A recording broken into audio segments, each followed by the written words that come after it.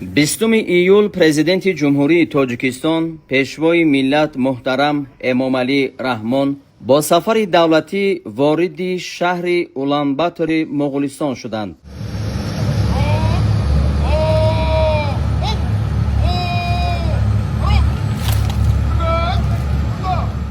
майдони пазироии фурудгоҳи байналмилалӣ бо парчамҳои давлатии Тоҷикистону Муғулистон идона оро ёфта буд. дар фурудгоҳи байналмилалии Улан-Батор меҳмони олиқадр Президенти Ҷумҳурии Тоҷикистон муҳтарам Эмомалӣ Раҳмонро Вазири корҳои хориҷии Муғулистон Батсэтсэг Батмунхийн ва дигар намояндагони воломақом самимона истиқбол гирифтанд.